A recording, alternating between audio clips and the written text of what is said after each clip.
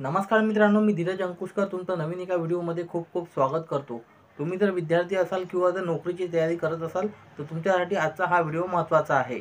तर बरेच वेळेस विद्यार्थी असाल किंवा जर तुम्ही नोकरीची तयारी करत असाल तर या ठिकाणी केंद्र सरकारच्या माध्यमातून विविध डिपार्टमेंटच्या अंतर्गत विभागाअंतर्गत वेगवेगळ्या भरत्या ज्या आहेत निघत असतात। तर त्यासाठी बरेच वेळेस जी काही सेंट्रल कास्ट सर्टिफिकेटची जी काही डिमांड आहे ती केली जाते। तर बऱ्याच विद्यार्थ्यांकडे हे सर्टिफिकेट नसते। तर मित्रांनो, आज आपण सेंट्रल कास्ट सर्टिफिकेट कुठेही न जाता घरबसल्या कशा पद्धतीने काढलं जाते याबद्दलची संपूर्ण अशी माहिती या व्हिडिओच्या माध्यमातून जाणून घेण्याचा प्रयत्न करणार आहोत। त्यासाठी व्हिडिओमध्ये शेवटपर्यंत राहा। माहिती महत्त्वाची वाटल्यास व्हिडिओला लाईक करा आणि व्हिडिओला शेअर करा, जेणेकरून जे कोणी आपले मित्र असतील त्यांच्यापर्यंत ही माहिती जास्तीत जास्त पोहोचवण्यास मदत होईल। तर मित्रांनो, तुम्हाला माहिती आहे कोणत्याही सर्व्हिस किंवा सर्टिफिकेट काढण्यासाठी तुम्हाला या वेबसाईटवरती तुमचं अकाउंट असणं गरजेचं असते। तर यासाठी तुम्हाला आधी अकाउंट तयार करायचं आहे। त्यासाठी न्यू युजर रजिस्टर हिअर या ऑप्शनवरती क्लिक करायचं आहे आणि तुम्हाला नवीन अकाउंट तयार करून घ्यायचं आहे तुमच्या पॅरेंट्सच्या नावाने। जरी तुमचं वय 18+ असेल तरीसुद्धा तुम्हाला पॅरेंट्सच्याच नावाने अकाउंट उघडायचं आहे, आईच्या किंवा वडिलाच्या। तर ज्यांचं अकाउंट ऑलरेडी तयार केलेलं असेल त्यांनी हा पार्ट स्किप केला तरी चालेल आणि ते पुढून व्हिडिओ कंटिन्यू करू शकतात। तर यामध्ये एक चांगला लक्षात राहील असा एक युजरनेम तयार करायचा आहे, एक पासवर्ड इथे टाकायचा तयार करून, नाव ॲट 1 2 3 किंवा याच्या व्यतिरिक्त alphabet special character, password confirm करायचा आहे, इंग्लिशमध्ये नाव टाकायचं आहे, मराठीमध्ये ऑटोमॅटिक येईल आणि डेट ऑफ बर्थ टाकायचे, एज येईल आणि त्यानंतर टर्म्स ॲक्सेप्ट करून रजिस्टरवरती क्लिक करायचं। त्यानंतर तुमचं जे काही अकाउंट आहे ते सक्सेसफुल तयार होऊन जाईल। त्यानंतर युजरनेम जे तयार केला होता ते युजरनेम आणि पासवर्ड आणि कॅप्चा टाकून लॉग इन करायचं आहे। त्यानंतर अशा पद्धतीचा डॅशबोर्ड दिसेल। आता लेफ्ट साईडला भरपूर असे ऑप्शन दिसतील, त्यापैकी रेव्हेन्यू डिपार्टमेंटवरती क्लिक करायचं आहे। त्यानंतर रेव्हेन्यू सर्व्हिस इथे क्लिक करायचं आहे आणि खाली इथे कास्ट सर्टिफिकेटचं ऑप्शन आहे, इथे क्लिक करून प्रोसीडवरती क्लिक करायचं आहे। पुन्हा एकदा नवीन पोर्टलवरती याल तुम्ही आणि त्यानंतर पुन्हा एकदा कास्ट सर्टिफिकेट हे ऑप्शन सिलेक्ट करायचं आहे। त्यानंतर कोणकोणते डॉक्युमेंट लागतात ते या ठिकाणी यादी संपूर्ण पाहू शकता आणि हे यादी आणि मॅक्झिमम 45 दिवसाचा कालावधी असतो, परंतु त्याआधीच हे सर्टिफिकेट येते। त्यानंतर कंटिन्यूवरती क्लिक करायचं आहे। आता कास्ट सर्टिफिकेटचं ऑप्शन आहे, इथून तुम्हाला पाहू शकता कोणकोणते कास्ट सर्टिफिकेट तुम्ही काढू शकता। स्टेट गव्हर्नमेंटची सुद्धा इथूनच तुम्ही कास्ट सर्टिफिकेट काढू शकता आणि सेंट्रलची सुद्धा। तर आपल्याला सेंट्रलचं काम आहे, सेंट्रल गव्हर्नमेंटचं SC, सेंट्रल ST आणि सेंट्रल OBC या 3 तुम्ही काढू शकता। तर मी तुम्हाला OBC सर्टिफिकेट काढून दाखवतो। सेंट्रल कास्ट सर्टिफिकेट SC आणि STचं सुद्धा सेमच राहणार आहे, थोडाफार बदल राहतो। तर ते तुम्ही 2 काढू शकता। तर मी तुम्हाला OBCचं काढून दाखवतो। 3 स्टेपमध्ये हा फॉर्म होणार आहे, ॲप्लिकेशन फॉर्म, अपलोड डॉक्युमेंट आणि मेक पेमेंट। तर आता पहिली स्टेप सुरू करूया।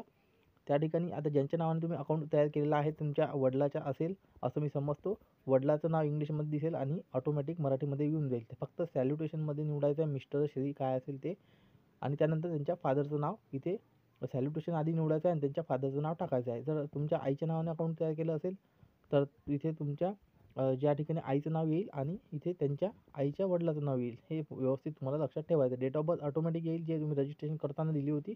मोबाईल नंबरसुद्धा येईल आणि ऑक्युपेशनमध्ये जे काही ऑक्युपेशन असेल ते तुम्हाला टाकायचं आहे व्यवस्थित। त्यानंतर पुढे यायचं आहे। पुढे आल्यानंतर जो काही ॲड्रेस आहे तुमचा आधार कार्ड किंवा ॲड्रेस प्रूफवरती तो ॲड्रेस तुम्हाला टाकायचा आहे। तुमचं चौक वगैरे जे काय असेल, तालुका, जिल्हा, गावाचं किंवा शहराचं नाव आणि पिनकोड। त्यानंतर पुढे यायचं आहे, relation of beneficiary with applicant. हा महत्त्वाचा पॉईंट आहे, बऱ्याच जणांना याच्यामध्ये प्रॉब्लेम येतो।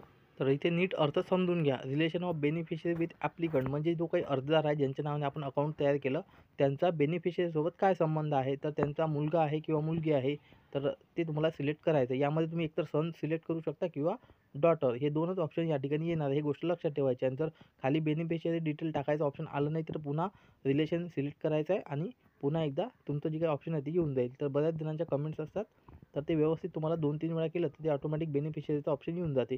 तर इथे लक्षात ठेवा, एकतर सन येईल किंवा डॉटर येईल। मुलासाठी काढायचं असेल तर सन येईल ऑप्शन आणि मुलीसाठी काढायचं असेल तर डॉटर। त्यानंतर पुढे यायचं आहे बेनिफिशियरी डिटेल। आता मुलीसाठी काढायचं असेल तर तुम्ही वरती सन सिलेक्ट कराल आणि मुलासाठी काढायचं असेल तर सन येईल आणि खाली डॉटर मुलीसाठी येईल। त्यानंतर बेनिफिशियरी डिटेलमध्ये मुलगा असेल तर कुमार, मुलगी असेल तर कुमारी आणि त्या संबंधित लाभार्थी मुली किंवा मुलगाचं जे काही नाव असेल इंग्लिशमध्ये व्यवस्थित टाकायचं आहे आणि मराठीमध्ये ऑटोमॅटिक येऊन जाईल। डेट ऑफ बर्थ टाकायची नाही, हे सोडून द्यायचं आहे आणि मोबाईल नंबरसुद्धा सोडून द्यायचा आहे, जेंडर ऑटोमॅटिक येईल। त्यानंतर आधार कार्ड नंबरसुद्धा टाकायचा नाही, काहीच टाकायचं नाही आणि खाली ते पर्मनंट ॲड्रेस विचारत आहे। आता वरती जो सध्या तुम्ही ॲड्रेस टाकलेला आहे तो ॲड्रेस तुमचा पर्मनंट ॲड्रेस आहे का विचारत आहे। जर असेल तोच ॲड्रेस तर इथे यस करू शकता आणि जर पर्मनंट ॲड्रेस वरच्या जो ॲड्रेस टाकला त्याच्या व्यतिरिक्त असेल तर इथे नो ऑप्शन सिलेक्ट करून तुमचा जो काही पर्मनंट ॲड्रेस आहे ते तुम्ही इथे टाकू शकता। तर माझ्या केसमध्ये जो वरचा आहे तोच माझा पर्मनंट आहे म्हणून मी इथे यस केलेला आहे। तुमच्या केसमध्ये वेगळं असेल तर नो करून तुम्ही इथे जे काही ॲड्रेस टाकायचा ऑप्शन ओपन होईल पर्मनंट, तर ते या ठिकाणी तुम्ही टाकू शकता। तर मी इथे यस करणार आहे, पर्मनंट ॲड्रेस माझा सेम आहे म्हणून। त्यानंतर बेनिफिशियरी फादर डिटेल. आता या केसमध्ये मी आईच्या नावाने अकाउंट ओपन केलेलं आहे म्हणून इथे फादर डिटेल आलेली आहे. तुम्ही फादरचं डिटेल या ठिकाणी फादरच्या नावाने अकाउंट ओपन केलं असेल तर तुमच्या केसमध्ये ऑप्शन येणार नाही. तर इथे बेनिफिशियरी फादर डिटेल मागत आहे. तर जे काही श्री कुमारी आपलं जे काही सॅल्युटेशन असेल श्री मिस्टर ते टाकायचं आहे. फादरचं पूर्ण नाव टाकायचं आहे इंग्लिशमध्ये, मराठीमध्ये ऑटोमॅटिक येईल. डेट ऑफ बर्थ टाकायची आवश्यकता नाही. आणि जो काही ऑक्युपेशन आहे फादरचा बेनिफिशियरीचा ते तुम्हाला व्यवस्थित टाकायचं आहे. त्यानंतर बेनिफिशियरी फादर ॲड्रेस. आता वरती फादरची डिटेल टाकली, आता फादरचा ॲड्रेस. तर जो या ठिकाणी ॲप्लिकंटचा ॲड्रेस आहे किंवा बेनिफिशियरीचा ॲड्रेस आहे तोच आपल्या फादरचा ॲड्रेससुद्धा राहणार आहे. त्याच्यामुळं तोच इथे ॲड्रेस कंटिन्यू होईल. किंवा तुम्हाला वेगळं टाकायचं असेल तर सुद्धा तुम्ही टाकू शकता. तर या ठिकाणी मी तोच ॲड्रेस टाकणार आहे जो वरती आपण टाकला तो. हे तुम्ही आईच्या नावाने अकाउंट ओपन केलं तरच ऑप्शन येईल बेनिफिशियरी फादरचे, अन्यथा हे 2 ऑप्शन कमी होऊन जातील. त्यानंतर बेनिफिशियरी कास्ट डिटेल. यामध्ये जे काही बेनिफिशियरी कास्ट आहे, आता आपण सेंट्रल OBC सर्टिफिकेट काढत आहे सेंट्रल कास्ट OBCचं. त्याच्यामुळे जे काही OBCमध्ये जेवढ्या काही कास्ट येतात त्याची इथे लिस्ट दाखवली. यामधून जे काही तुमची कास्ट असेल व्यवस्थित ते तुम्हाला सिलेक्ट करून घ्यायचे आहे.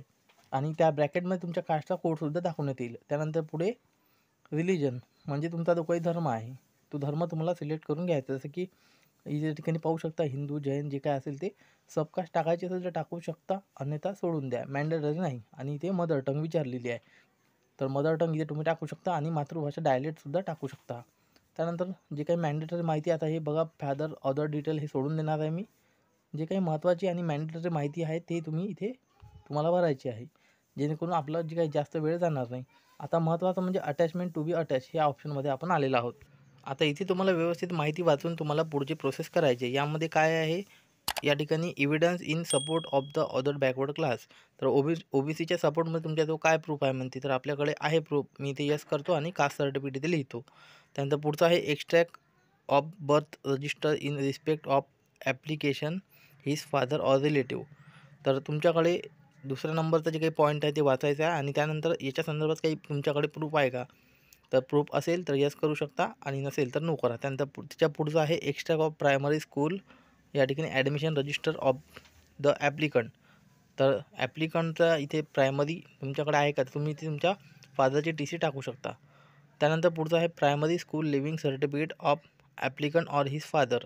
तर या ठिकाणी ॲप्लिकंट किंवा त्यांच्या वडिलाचं या ठिकाणी प्रायमरी TC विचारलेली आहे. तर तुमच्याकडे असेल तर यस करा आणि इथे लिव्हिंग सर्टिफिकेट असं तुम्ही टाकू शकता जसं मी टाकलेलं आहे. आणि नसेल तर नो करा. त्यानंतर पुढचं आहे documentary evidence in respect of the other backward class and ordinary place of residence. तर तुम्हाला इथे तुमच्याकडे काही प्रूफ आहे का रेसिडन्सचं ऑर्डिनरी OBC संदर्भात, तर ते तुम्ही तुम्हाला इथे टाकायचं आहे. जे काही डॉक्युमेंटचं नाव असेल ते तुम्हाला इथे नाव तुम्ही टाकू शकता डिस्क्रिप्शनमध्ये. अशा पद्धतीने तुम्हाला एक ऑप्शन जे आहे ती माहिती व्यवस्थित वाचायची आणि त्याचं तुम्हाला जे काही ॲन्सर असेल ते द्यायचं आहे. तर आता इथे आपण नो केलेलं आहे या केसमध्ये. त्यानंतर पुढचं आहे ॲन एक्स्ट्रॅक्ट ऑफ सर्विस तर ते डॉक्युमेंट आपल्याकडे नाही, त्यानंतर म्हणून मी नो केलं. त्यानंतर the copy of validity certificate of the father relative which issue by the scrutiny committee.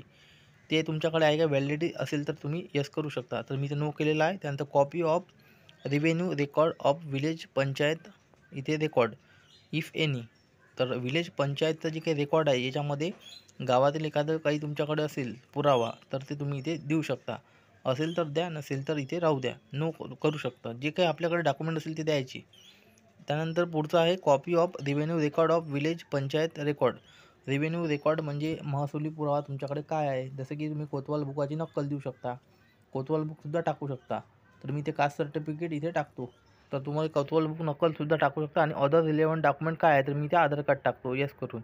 अशा पद्धतीने त्यानंतर ॲडिशनल इन्फॉर्मेशनमध्ये आता आपण आलेलो आहोत. The evidence of applicant original village oblique town if any. तर जे काही ओरिजिनल आपलं गाव किंवा शहर आहे त्याच्यामधला काही पुरावा आहे का ते यस करून तुम्ही माहिती देऊ शकता. जे काही मॅन्डेटरी माहिती आहे ती तुम्हाला द्यायची आहे. तर मी ते रेशन कार्ड टाकलेलं आहे. त्यानंतर पुढचं आहे whether the father or relative obtain the या ठिकाणी अदर बॅकवर्ड क्लास. तर आपल्याकडे ज्या ठिकाणी whether the father or relative obtain the other backward class. तर फादर किंवा फादरच्या रिलेटिव्हचं जे OBCमध्ये बिलॉंग करतं त्याचं काही सर्टिफिकेट आहे का, तर इथे कास्ट सर्टिफिकेट मी टाकलेलं आहे. त्यानंतर पुढचा ॲफिडेविट. या ठिकाणी 2 ॲफिडेविट द्यायचे. एक म्हणजे फॅमिली ट्री ज्याला आपण वंशावळ म्हणतो हे तुम्हाला टाकायचं विसरायचं नाही. तर इथे जे काही या ठिकाणी फॉर्मॅट दिलेले आहे ॲफिडेविटचे तर याच्यावरती माहिती भरून तुम्ही अपलोड करू शकता. किंवा काही ठिकाणी हे बॉन्डवरती मागतात फॉर्मॅट तर ते तुम्हाला द्यावं लागतील. तर आता काही ठिकाणी हे ॲफिडेविट नाही अपलोड केले तरीसुद्धा ॲप्रुव्हल देतात आणि काही ठिकाणी या ठिकाणी मॅन्डेटरी मागतात. तर ते संबंधित तुमच्या SDO ऑफिसवरती डिपेंड असते. तर हे व्यवस्थित जे काही माहिती आहे ते भरायची आहे तुम्हाला आणि ॲफिडेविट अपलोड करायचं आहे. यामध्ये एक वंशावळचा ॲफिडेविट आहे आणि एक जे आहे ते दुसरं आहे. तर ते इथे तुम्ही वाचू शकता संपूर्ण माहिती. तर ते तुम्हाला व्यवस्थित अपलोड करायचं आहे. फॅमिली ट्री वंशावळ हे महत्त्वाचं डॉक्युमेंट आहे. बऱ्याच वेळेस फॉर्म रिजेक्ट होतो या वंशावळमुळे सुद्धा. त्यानंतर पुढचं आहे वेदर द ॲप्लिकंट या ठिकाणी apply the component authority Maharashtra. या ठिकाणी तुम्ही या अगोदर कुठे अप्लाय केलेलं आहे का विचारताय, तर मी इथे नो केलेला आहे ऑप्शन. आणि त्यानंतर शेवटचं आहे इथे whether validity certificate is granted to father or other relative scrutiny committee. तर ते इथे मी नो केलेलं आहे. तर अशा पद्धतीने मित्रांनो व्यवस्थित माहिती वाचून तुम्हाला पुढची प्रोसेस करायची आहे. आता माझ्या केसमध्ये जे यस ऑप्शन आहे किंवा नो आहे ते तुमच्या केसमध्ये असेलच असं नाही. तर आता खाली रिझन विचारताय कशासाठी पाहिजे सर्टिफिकेट, मी एज्युकेशन टाकलेलं आहे आणि डू यू नीड ॲफिडेविट. यामध्ये बऱ्याच जणांना कन्फ्युजन होते, यस करायचं की नो. तुम्हाला जर ॲफिडेविट पाहिजे असेल सर्टिफिकेटसोबत एक प्रमाणपत्र मिळते तर यस करा. आणि जर नसेल पाहिजे सर्टिफिकेट या ठिकाणी नसेल पाहिजे ॲफिडेविट सर्टिफिकेटसोबत सेंट्रल कास्टच्या तर नो करा. तर मला इथे सर्टिफिकेट सोबत जे आहे ॲफिडेविट नको आहे म्हणून मी इथे नो केलेलं आहे. तुम्हाला पाहिजे असेल तर यस करू शकता, बस एवढंच. त्यानंतर सेव्ह ऑप्शनवरती क्लिक करायचं. असा मेसेज येईल. या मेसेज आल्याच्यानंतर ओके करायचं आहे. आता तुम्ही एकदा जर सबमिट केलं तर तुम्हाला फॉर्ममध्ये एडिट करता येत नाही, एक गोष्ट लक्षात ठेवा. फक्त तुम्ही डॉक्युमेंटमध्ये जे काही चेंजेस आहे ते करू शकता. 1-2 वेळा फॉर्म चेक करायचा आणि नंतर तुम्हाला फायनल जे आहे ते कन्फर्म करायचं आहे. आता ओके करा. आपली पहिली स्टेप झालेली आहे ॲप्लिकेशनची. आता दुसरी स्टेप आहे फोटो किंवा डॉक्युमेंट अपलोड. यामध्ये फोटो अपलोड करायचा 160 विड्थ असलेला आणि 210 ते 212 हाईट असलेला. तर हे तुम्ही भरपूर ऑनलाईन वेबसाईट आहेत तिथून सुद्धा करू शकता किंवा नसेल येत तर तुम्ही कमेंट करून विचारा, मी तुम्हाला या ठिकाणी सोल्युशन देईल किंवा या ठिकाणी तुम्हाला मदत करेल. तर इथे फोटो अपलोड करायचा आहे, पासपोर्ट आकाराचा. तर कोणाचा अपलोड करायचा बऱ्याच जणांना कन्फ्युजन होते. जो ॲप्लिकंट आहे ज्याच्या नावाने आपण अकाउंट उघडलेला आहे त्यांचा फोटो इथे तुम्हाला लागणार आहे. त्यानंतर प्रूफ ऑफ आयडेंटिटी, याच्यामध्ये एक ID प्रूफ अपलोड करायचं आहे ॲप्लिकंटचं. सर्व डॉक्युमेंट या ठिकाणी आपण जे अपलोड करणार आहोत ते इथे जास्तीत जास्त ॲप्लिकंटचे असणार आहे आणि काहीच प्रमाणामध्ये जिथे TC वगैरे असेल तर तेच आपण बेनिफिशियरीचे अपलोड करणार आहोत. तर प्रूफ ऑफ आयडेंटिटीमध्ये इथे जे काही या ठिकाणी पाहू शकता 7 नंबरचा ऑप्शन आहे. तर त्या ऑप्शन अंतर्गत तुम्हाला ID प्रूफ अपलोड करायचं आहे. त्यानंतर प्रूफ ऑफ ॲड्रेस, यामध्ये ॲड्रेसमध्ये इथे रेशन कार्ड आणि आधार कार्ड म्हणजेच 3 नंबरचा आणि 4 नंबरचा ऑप्शनमध्ये हे 2 डॉक्युमेंट अपलोड करायचे आहेत. आणि आता आहे अदर डॉक्युमेंट. यामध्ये एनी वन मागितलेलं आहे त्यांनी, परंतु आपल्याला जे आहे जे महत्त्वाचे डॉक्युमेंट आहे ते अपलोड करावे लागतात. तर जसं की आता नॉन क्रिमिलियर जे आहे ते अपलोड करण्यासाठी या ठिकाणी ऑप्शन नाही आहे, परंतु तुम्ही अदरमध्ये कुठेही अपलोड करू शकता. तर पहिला अदरचा ऑप्शन आहे इथे तुम्ही 10वीचं सर्टिफिकेट अपलोड करू शकता. दुसरा अदरचा ऑप्शन इथे नॉन क्रिमिनलसुद्धा अपलोड करू शकता किंवा इथे TCसुद्धा अपलोड करू शकता. आणि तिसरं जे अदर ऑप्शन आहे त्याच्यामध्ये हे डिक्लेरेशन स्वघोषणापत्र ॲप्लिकंटच्या नावाने प्रिंट काढायचं, ॲप्लिकंटच्या नावाने याच्यावरती माहिती भरून फोटो चिटकून अपलोड करायचं आहे. तर या अदरमध्ये मागोवरील डॉक्युमेंट झाले तर काही अडचण नाही. त्यानंतर पुढचं आहे 4 नंबरचा ऑप्शन, 5 नंबरचा ऑप्शन, 6 नंबरचा ऑप्शन आहे. त्यानंतर 7 नंबर आहे, 8 नंबर आहे. कॉपी ऑफ, इथे जे काही महत्त्वाचे जे काही पॉईंट्स आहेत ते डॉक्युमेंट आपल्याला अपलोड करायला विसरायचं नाही आहे. तर 12 नंबरचा आहे प्रूफ ऑफ इथे बेनिफिशियरी, प्रूफ ऑफ बेनिफिशियरी विचारलेला आहे 12 नंबर. त्यानंतर 13, 14, 15 इथे काही अपलोड करायचं नाही. 16 नंबरला फोटो ऑफ बेनिफिशियरी मागितलेला आहे, तुम्ही अपलोड करायचं असेल तर करू शकता. त्यानंतर 17, 18, 19, 20 डायरेक्ट 20 नंबरमध्ये school leaving certificate TC upload करायची इथे बेनिफिशियरीची किंवा इथे बेनिफिशियरीची इथे अपलोड करा तुम्ही TC. आणि वर जर केली तरी काही प्रॉब्लेम नाही, इथे सुद्धा करू शकता. 20 झालं, त्यानंतर 21 काही काम इथे काही अपलोड करायचं काम नाही. 22सुद्धा काही काम नाही. 23मध्ये कोतवाल बुक जे आहे ते अपलोड करायचं आहे. त्यानंतर 24मध्ये काही नाही. 25मध्ये या ठिकाणी caste certificate of the father, वडिलाचं कास्ट सर्टिफिकेट मागितलेलं आहे ते अपलोड करायचं आहे 25. त्यानंतर 26 नाही, 27 नाही, 28 नाही, 29 नाही. 30मध्ये सुद्धा काही नाही. TC bonafide. त्यानंतर 32, 31, 32, त्यानंतर 33, 34, 35, 36 अशा पद्धतीचे एक ऑप्शन तुम्हाला चेक करायचं आहे. 36, त्यानंतर 37 copy of caste certificate applicant 37मध्ये अपलोड करा जे काही कास्ट सर्टिफिकेट ऑफ ॲप्लिकंट. या ठिकाणी जो काही ॲप्लिकंट आहे म्हणजे फादर, त्याचं तुम्ही इथे कास्ट सर्टिफिकेट अपलोड करू शकता. Copy of caste certificate applicant. त्यानंतर पुढे आहे या ठिकाणी 37 झालं. 38मध्ये ॲफिडेविट या ठिकाणी upload affidavit submitted by the applicant. इथे ॲफिडेविट करू शकता अपलोड 38. त्यानंतर 39 ऑप्शन महत्त्वाचा आहे. इथे तलाठी अहवाल आणायचा आहे तुम्हाला, उत्पन्नाचा दाखला तलाठ्याचा आणि ते 3 वर्षाचा, आणि ते अपलोड करायचं आहे 39 सेक्शनमध्ये, लक्षात ठेवा. त्यानंतर 40 जे आहे ते 40मध्ये एवढं काही नाही. त्यानंतर 41 पासून तर 47पर्यंत काही महत्त्वाचं इथे मला वाटत नाही.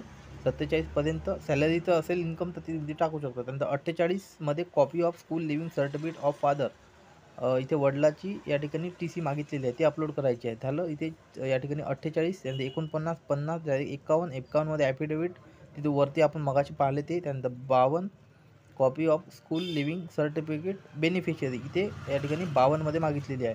म्हणजे जी काही बेनिफिशियरी आहे आपली विद्यार्थ्याची टी-सी इथे मागितलेली आहे. त्यानंतर 53, 54, 55, त्यानंतर 56 आणि 57, 58. आता याच्यामध्ये जे काही 59, 60 एवढे याच्यामध्ये 61 आहे. एक प्रायमरी स्कूल टी-सी मागितलेली आहे ॲप्लिकंट ऑर हिज फादर 51मध्ये. तर आपण ते वर केलेली आहे. इथे करायची असेल तर एक्स्ट्रामध्ये करू शकता. तर जास्तीत जास्त जे काही आपल्याला डॉक्युमेंट देता येईल ते देण्याचा प्रयत्न करायचा आहे. यामध्ये 3 वर्षाचा उत्पन्नात दाखला तलाठ्याचा आणि वंशावळ आणि नॉन क्रिमिनल हे अपलोड करायला विसरायचं नाही. अशा पद्धतीने तुम्हाला डॉक्युमेंट अपलोड करायचे आहे सर्व. तुम्हाला काही अडचण असेल तर व्हिडिओ बॅक घ्या आणि पुन्हा पहा. तर आता मित्रांनो सर्व डॉक्युमेंट मी अपलोड करून घेतलेले आहे. फोटोसुद्धा अपलोड केलेला आहे. त्यानंतर प्रूफ ऑफ आयडेंटिटीमध्ये इथे जे काही 7 नंबरचा ऑप्शन आहे याच्यामध्ये आधार कार्ड अपलोड केलेलं आहे ॲप्लिकंटचं. त्यानंतर प्रूफ ऑफ ॲड्रेसमध्ये 4 नंबर आणि 3 नंबर, यामध्ये 3 नंबरमध्ये राशन कार्ड आणि 4 नंबरमध्ये आधार कार्ड अपलोड केलेलं आहे. त्यानंतर अदर डॉक्युमेंटमध्ये पहिल्या ठिकाणी मी SSC बोर्ड सर्टिफिकेट अपलोड केलं, दुसऱ्या ठिकाणी टी-सी अपलोड केली. तर यामध्ये तुम्ही पहिल्या ऑप्शनमध्ये नॉन क्रिमिनलचं ऑप्शन आपल्याला दिसलं नाही कुठेच, म्हणून पहिल्या ऑप्शनमध्ये नॉनसुद्धा टाकू शकता, दुसऱ्यामध्ये टी-सी टाकू शकता, तिसऱ्यामध्ये डिक्लेरेशन हमीपत्र. हमीपत्राचा फॉर्मॅट खाली यायचा इथे सेल्फ डिक्लेरेशनचा. याची प्रिंट काढायची आधी आणि ज्याच्या नावाने अकाउंट उघडलं आपण ॲप्लिकंट जो कोणी आहे फादर आपले किंवा मदर, त्यांचा फोटो चिटकवायचा, त्यांची माहिती भरून स्कॅन करून या ठिकाणी 3 नंबरमध्ये अपलोड करून टाकायचं आहे अदर डॉक्युमेंटमध्ये. झालं. त्यानंतर डायरेक्ट 7 नंबरमध्ये कास्ट व्हॅलिडिटी, याच्यामध्ये तुमच्याकडे असेल तर कास्ट व्हॅलिडिटी अपलोड करा, नसेल तर सोडून द्या. तर मी ते कास्ट सर्टिफिकेट अपलोड करता ऑप्शन ब्लँक ठेवल्यापेक्षा इथे मी अपलोड केलेलं आहे. त्यानंतर पुढे 20 नंबरमध्ये यायचं आहे स्कूल लिव्हिंग सर्टिफिकेट, इथे तुम्ही फादरची टी-सी अपलोड करू शकता 20 नंबरमध्ये. त्यानंतर डायरेक्ट 25 नंबरमध्ये caste certificate of his father, जे काही वडिलाचं कास्ट सर्टिफिकेट आहे ते 25 नंबरमध्ये अपलोड करा. 25 झालं. त्यानंतर डायरेक्ट इथे 37 नंबर, 37 नंबरवर copy of caste certificate of applicant, या ठिकाणी ॲप्लिकंट म्हणजेच फादरचं कास्ट सर्टिफिकेट इथे अपलोड करू शकता. पुन्हा वर जर केलं असेल तर पुन्हा इथे तुम्ही करू शकता 37मध्ये.